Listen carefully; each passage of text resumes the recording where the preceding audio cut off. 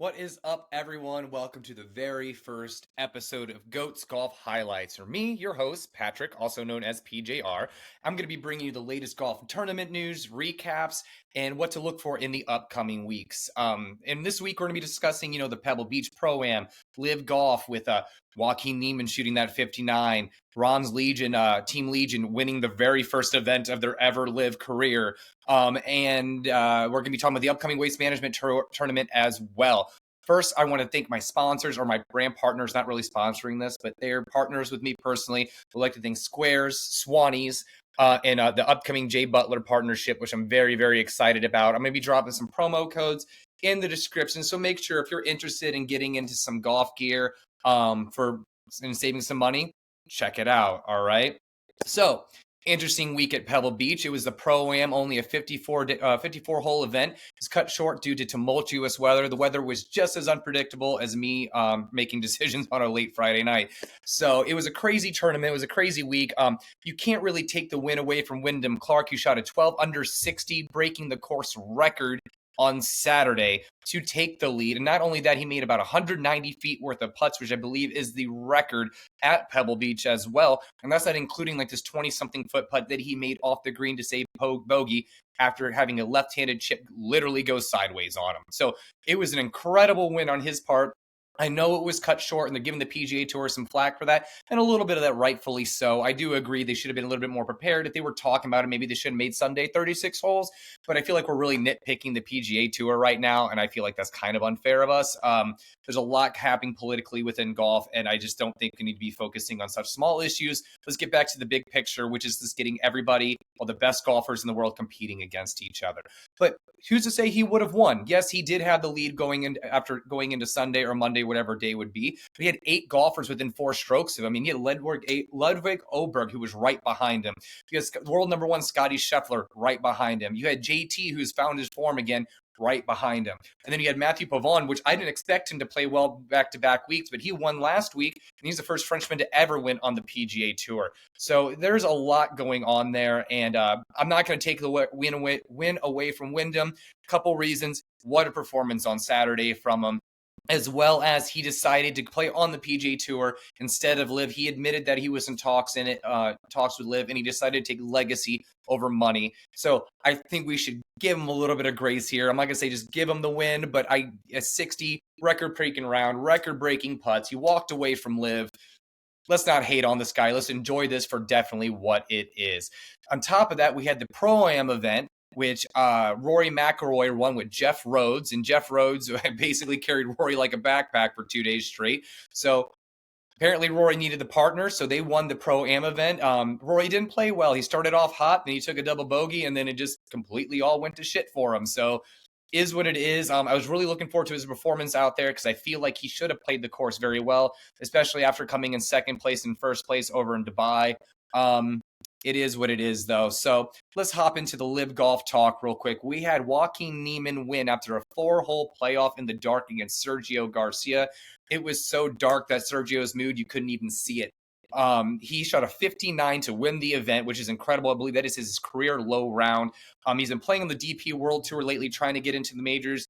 I'm honestly at the point now where I know we've said they shouldn't play in the majors. They walked away, but there's so much talent over in Liv, and I want to see the world's best play against each other. And I think they should be in the majors in some way, shape, or form. I think there should be some path for them, some kind of qualification for them through Liv connected to the PGA Tour. It sounds like that there won't be a direct road, and even though there will be a merger, Liv will still be a separate entity, so I really hope they hash out those details going forward. On top of that, you had John Rahm's team, Legion 13, have their very first event. They won. Him and Hatton are the 2 stars on the team. Rahm shot 10 under. He came in tied for 3rd place. Great performance. He said it was a little bit of a different vibe for him, but he quite enjoyed the music. To me, it is weird watching them play in shorts. Hell, I even prefer wearing pants over shorts, but I was just kind of raised old school like that. But it's safe to say his game is still sharp. We had Bryson's team come in second. I think Bryson's going to win a major this year. He's just hitting the ball too well not to. But it looks like the new kids on the block stole the show, and I think that might be the first time that sentence has ever been said out loud. So Liv Golf, it was a great week for them.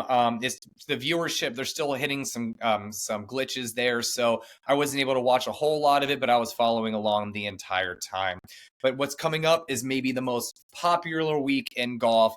It is going to be the Waste Management Open. It's a part of their West Coast swing here. It is famous for the par 3, the 16th hole, the stadium hole here. And nothing says golf like Post Malone playing a show on the 16th hole. So it looks like PGA Tour is starting to go a little bit more mainstream, and these merger deals are starting to bring in some artistic talent there, I guess, if you want to call it that. So it'll be a fun week. It's a party week. The field is not elevated this week like it was at Pebble Beach, but we still have a great crew of guys out there. We have Ricky Fowler, Max Homa, Sam Burns, Jordan Spieth, Justin Thomas, Victor Hovland, Xander Schauffele. We have Wyndham Clark is going to be there, last week's winner, and we got Scottie Scheffler, world number 1. And speaking of Scottie Scheffler, this week he is going for the 3-peat. That would mean if he wins this tournament this year, that's 3 times in a row that he's won it. And honestly, I like his odds. Now, don't get me wrong, his putter has been colder than my ex-girlfriend, but he still finds a way to be in the mix every single week. And luckily for him, these greens out there are relatively flat and they roll very true, unlike Pebble Beach and the Poana, where you could roll the ball well all day and it doesn't go in the hole. So I think he's frustrated. You can tell he was pissed off at Pebble Beach. First time I've ever seen Scottie throw his temper tantrum on the golf course was last week after missing a putt. My money is on him coming out with a vengeance. So this tournament is definitely a horses for courses type of tournament. Past success definitely indicates future success. And this is going to be leading into people that like to gamble, do FanDuel, and place their bets as well. Scottie Scheffler, past success. He's irritated with his putting. It's an easier putting course.